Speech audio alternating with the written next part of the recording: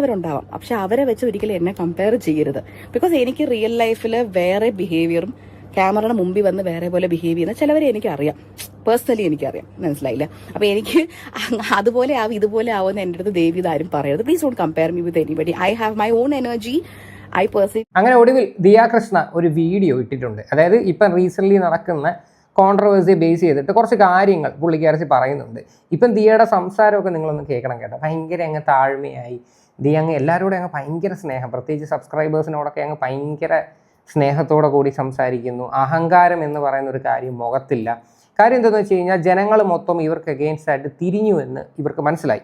അതുകൊണ്ട് ഇവർ പുതിയ തന്ത്രമായിട്ട് ഇറങ്ങിയതുപോലെയാണ് എനിക്ക് ഫീൽ ചെയ്യുന്നത്. എന്തായാലും നമുക്ക് ദിയയുടെ വീഡിയോ കാണാം, എന്നിട്ട് സംസാരിക്കാം. വീട്ടിന്റെ പുറത്തിറങ്ങി ചെന്ന് കല്ലെറിയേണ്ട കാര്യമില്ല. എനിക്ക് നിങ്ങളെ ഇഷ്ടമല്ല, എനിക്ക് നിങ്ങൾ അവരുടെ വീട്ടിന്റെ വെളിയിൽ നമ്മളെ ആരും ഇൻവൈറ്റ് ചെയ്തിട്ടില്ല. നമ്മളായിട്ട് പോയി നിന്ന് കല്ലെറിഞ്ഞുകൊണ്ടെന്ന് അവിടെ പൊട്ടനാവുന്ന നമ്മൾ അവരുടെ സത്യം ഒരു ബിഗ്ഗസ്റ്റ് ഫാനാ. ബിക്കോസ് ഇഷ്ടമില്ലാത്ത ഒരാളുടെ വീട്ടിന്റെ വെളിയിൽ നമ്മൾ എന്തിനു പോയി നിന്ന് കല്ലെറിയണം? നമ്മൾ അവരെ മൈൻഡ് ചെയ്യാതിരിക്കുക. അവർ മരിച്ചതുപോലെ നമ്മൾ അങ്ങ് പെരുമാറുക. മനസ്സിലായില്ലേ? ഇപ്പം വേറൊരു കാര്യം ഞാൻ പറയട്ടെ. നിങ്ങളുടെ വീട്ടിനകത്ത് നടക്കുന്ന ഇഷ്യൂസ്, അതായത് ഇപ്പോൾ റീസെൻ്റ്ലി നടന്നൊരു ഇഷ്യൂ അറിയാലോ. തന്മി ഒരു വീഡിയോ ഇടുന്നു, പിന്നെ അഹാന വീഡിയോ ഇടുന്നു, നിങ്ങളുടെ അമ്മ തന്നെ CCTV ഫൂട്ടേജ് എടുത്ത് നാട്ടുകാർക്ക് കൊണ്ട് കൊടുക്കുന്നു.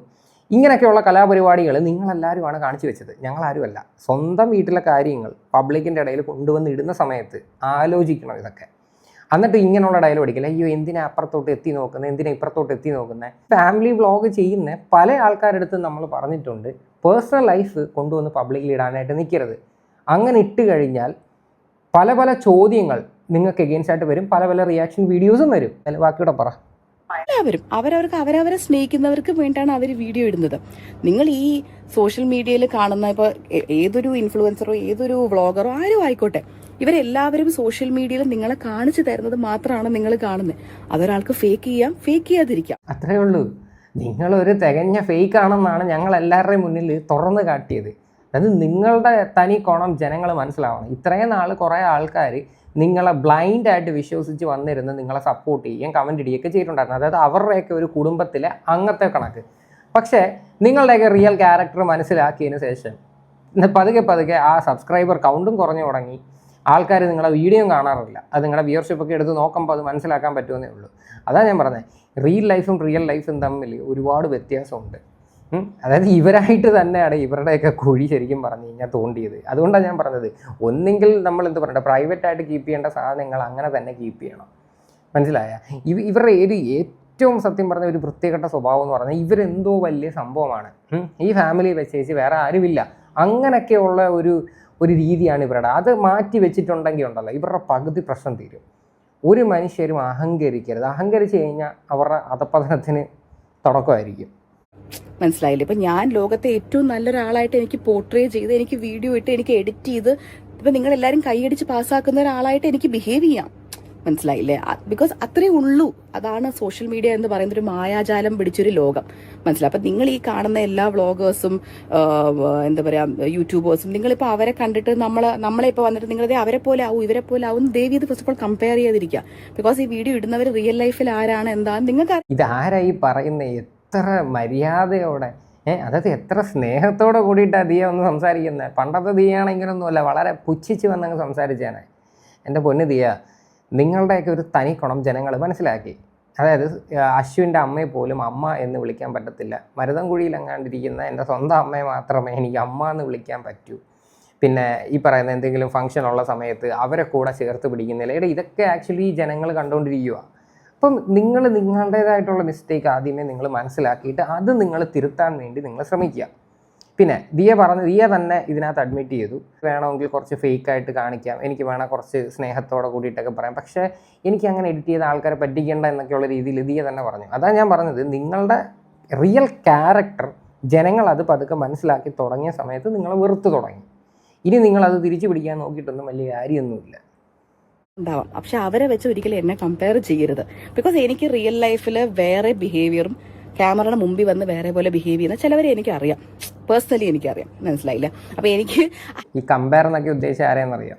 എനിക്കൊന്ന് പേളി മാണിയൊക്കെ ആയിരിക്കും. കാര്യം പേളി മാണിയെ വെച്ചിട്ടായിരുന്നല്ലോ കൂടുതലായിട്ട് സംസാരിക്കുകയൊക്കെ ചെയ്തത്. അതായത് പേളി മാണി എങ്ങനെയാണ് ഹസ്ബൻഡിൻ്റെ അമ്മയെ ട്രീറ്റ് ചെയ്യുന്നത്, പേളി മാണി എങ്ങനെയാണ് വീട്ടിൽ നിൽക്കുന്ന സെർവൻറ്റിനെ ട്രീറ്റ് ചെയ്യുന്നത്, അതൊക്കെ എടുത്തു വെച്ച് ഒരുപാട് ആൾക്കാർ കമ്പയർ ചെയ്തിട്ടുണ്ടായിരുന്നു. അതുകൊണ്ടൊക്കെ ആയിരിക്കാം മേ ബി ഇത് പറയുന്നത്. പിന്നെ അത് മാത്രമല്ല, തനി മലയാളി ഉണ്ടല്ലോ, തനി മലയാളിയുടെ വീഡിയോയും എടുത്തു വെച്ച് ആൾക്കാർ സംസാരിച്ചിട്ടുണ്ടായിരുന്നു. ഞാനും വീഡിയോ ചെയ്തിട്ടുണ്ടായിരുന്നു.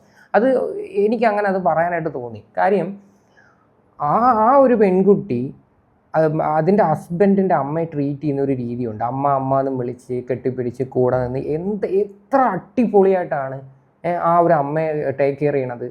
അത് ശരിക്കും പറഞ്ഞാൽ നമ്മൾ തുറന്ന് കാണിക്കണ്ടേ? അങ്ങനെങ്കിലും ശകലം ബോധം വരട്ടെന്ന് പറഞ്ഞിട്ടാണ് നമ്മളെല്ലാവരും വീഡിയോ ചെയ്യുന്നത്. അതുപോലെ ആവും ഇതുപോലെ ആവുമെന്ന് എൻ്റെ അടുത്ത് ദേവി ആരും പറയരുത്. Please don't compare me with anybody. I have my own energy. I personally know my self.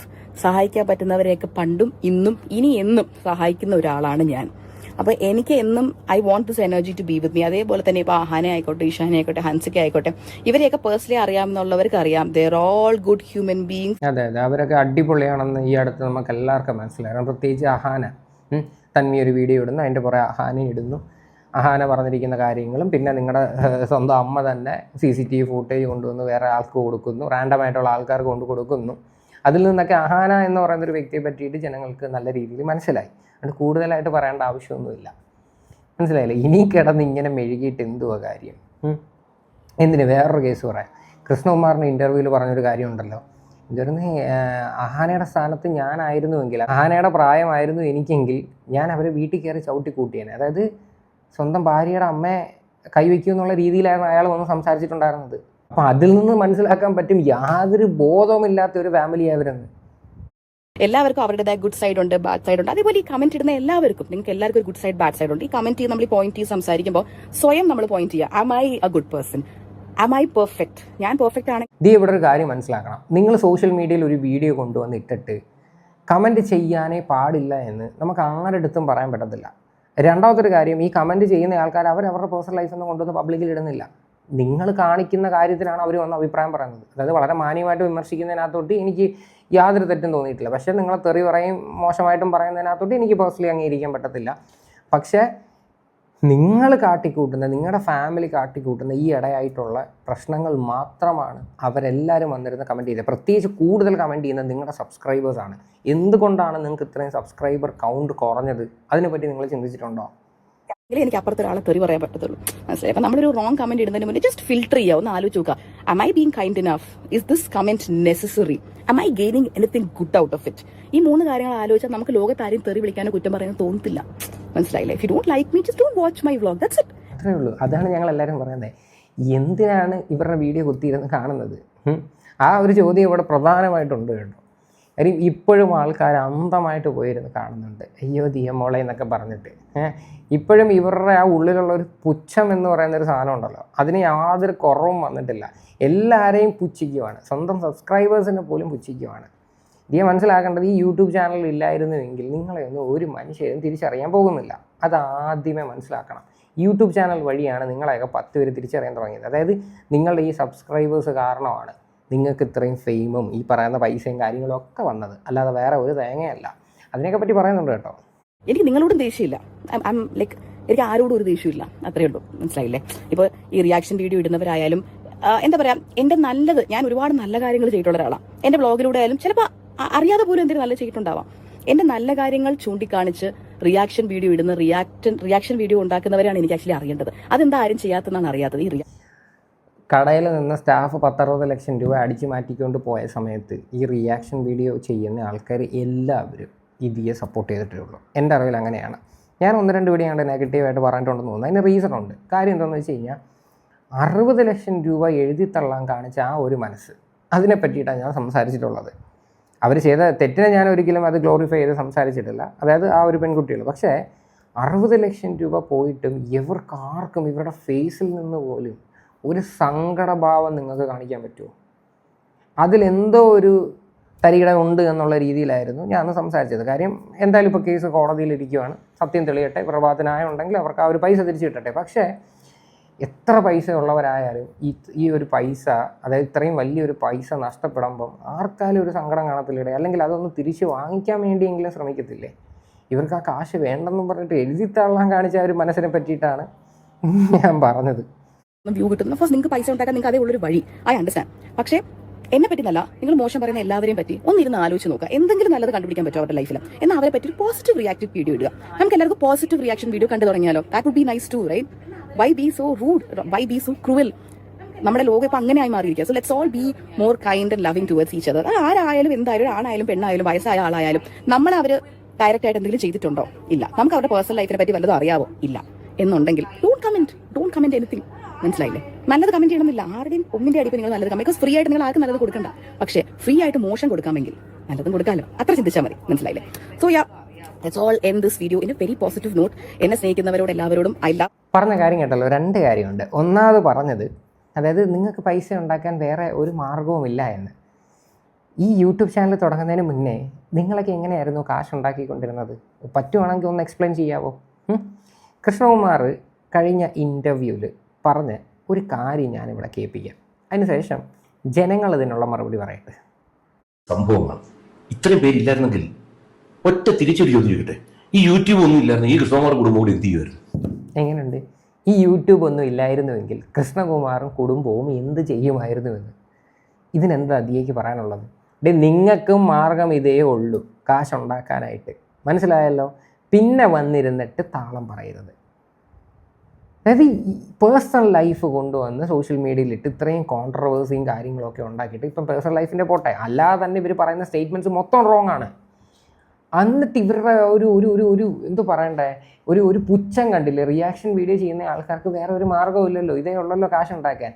ഈ OBOC എന്നൊക്കെ പറയുന്ന സാധനം തുടങ്ങുന്നേ യൂട്യൂബിൽ കുറച്ച് സബ്സ്ക്രൈബേഴ്സ് ഉണ്ടായതിനു ശേഷമല്ലേ? നിങ്ങൾക്ക് ഉളുപ്പെന്ന് പറയുന്നൊരു സാധനം ഉണ്ടോ? നിങ്ങളുടെ അച്ഛൻ തന്നെ പറഞ്ഞതാണ്, കൃഷ്ണകുമാറും ഫാമിലിയും യൂട്യൂബ് ചാനൽ തുടങ്ങിയില്ലായിരുന്നെങ്കിൽ എന്ത് ചെയ്തേനെന്ന്. നിങ്ങളുടെ അച്ഛൻ പറഞ്ഞ സ്റ്റേറ്റ്മെൻറ്റാണ്. ഇത് തന്നെയാണ് നമ്മൾക്കും ചോദിക്കാനുള്ളത്. പറച്ചിൽ കേട്ട് കഴിഞ്ഞാൽ എന്തോ വലിയ സംഭവമായിരുന്നു, ജനിച്ച സമയം തൊട്ടേ ഒരുപാട് ലോകം മൊത്തം ബിസിനസ്സായിരുന്നു എന്നൊക്കെയുള്ള രീതിയിലാണ് ദിയ വന്ന് സംസാരിക്കുന്നത്. ഇതൊക്കെ ശരിക്കും പറഞ്ഞുണ്ടല്ലോ, ലാലേട്ടൻ്റെ ഫാമിലിയെ കണ്ടുപിടിക്കണം കേട്ടോ.